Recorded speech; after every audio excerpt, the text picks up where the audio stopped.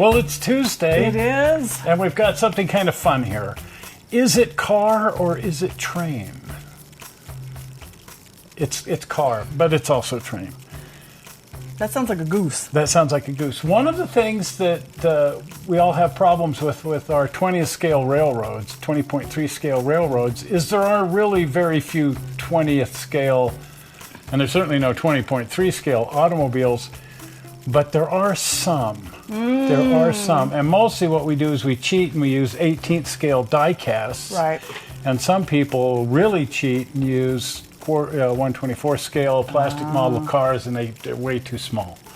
The 18th scale cars are a little bit too large, but that's kind of what we're using on the railroad out here. Right. And it's just not that noticeable. Yeah. But in a perfect world, wouldn't it be nice to actually have 20th scale cars? It would be.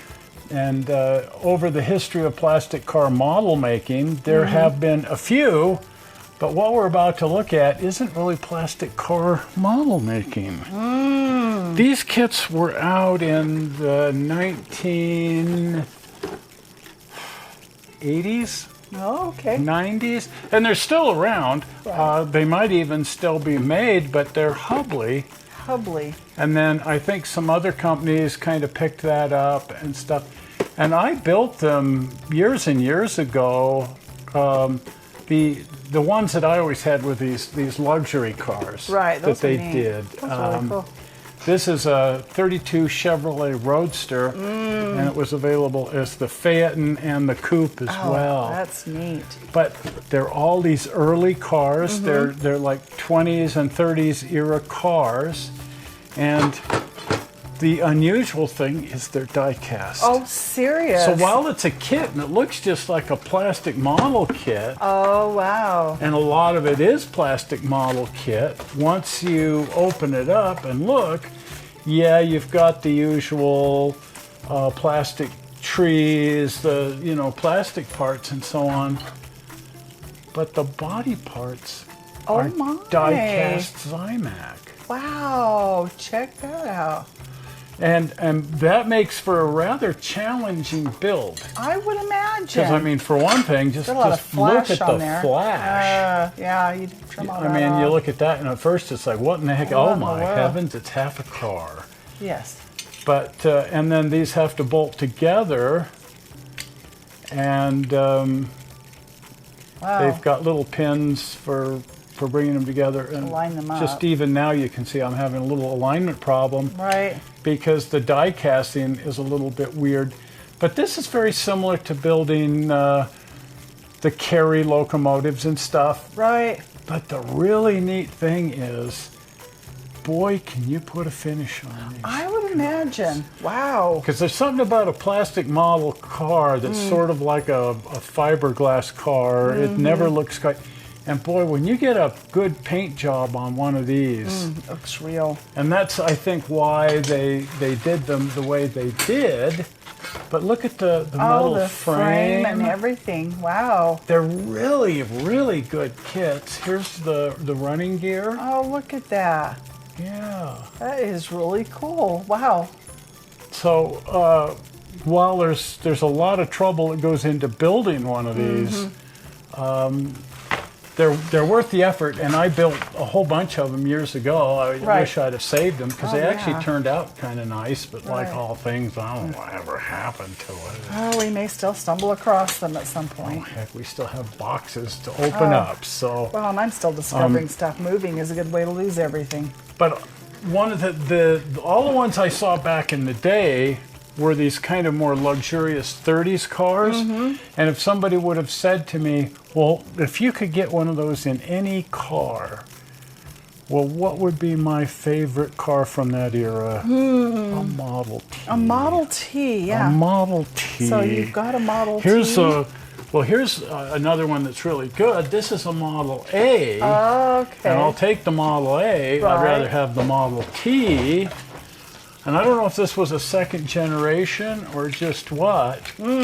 But there's the plastic parts. I want to be careful I don't mix my two models up No, here. you'll have a Model D or something. But there's the look at the that. Model A running gear. It's got that kind of shorter, wider, Right.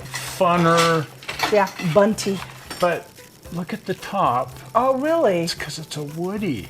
Oh. A Model A Woody, Oh, like my a surf goodness. wagon or something. Oh, there you go. So there's the side of the sides. car. Wow. And you could actually get veneer and stuff and do wood inlay. Yeah, that'd be fun. Because I've seen people try to build these bodies entirely out of wood, and we all know how not terribly dimensionally stable wood is. Right. And Veneer would be better. sometimes that can create a problem. Right. I'm going to put the lid back on this one because I don't want to mix up my your parts. Been there, done that. And then here is the much sought after That's the Model one. T. That's the one right there. And these are on eBay, and you pay a little bit for them, not too bad. I think I've paid around $50. Oh, that's not bad for And a that's good not model. bad because they were expensive when they were new. Right. They were, and they don't have a The price price code tag. on there like they used to do. Yeah. So these don't have the price You have to do codes. the barcode and see what it says. Because and then here again, this is one that was a re-release. That's pretty cool. This is a lot of plastic parts, more plastic, less metal. Right. But Still has the metal running gear. it still has the metal running gear. And the thing that really blew my mind, white rubber tires. That's so awesome. But back in the earliest days, all car tires were white. Right. Because rubber's white. Right. If you just make rubber, you get the white. sap out of the tree and you you vulcanize it. It turns white. There it is.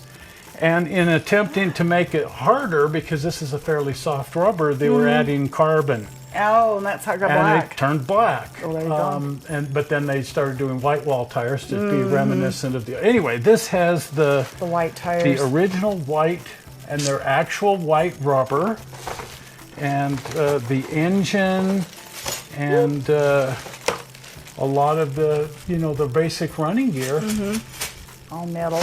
die-cast metal. I mean, is that just neat or what? Oh, who's this? Somebody threw a figure in here. They did. He's trying to jump up on the running gear there. I think so. It's Yeah. This didn't come with the kit, I don't believe. No, he's your I think bank that robber. whoever I bought this from on eBay just kind of tossed him in there. I guess so. He's a dancing disco. He's an intrepid motorist. He's got the goggles and the duster and the whole thing. Wow. Back in the days of these open cars, if you didn't wear a long coat and goggles, you ended up with dust in your eyes and Yes. filthy clothes. Oh, no kidding. Because it was dirt roads and so on and so forth.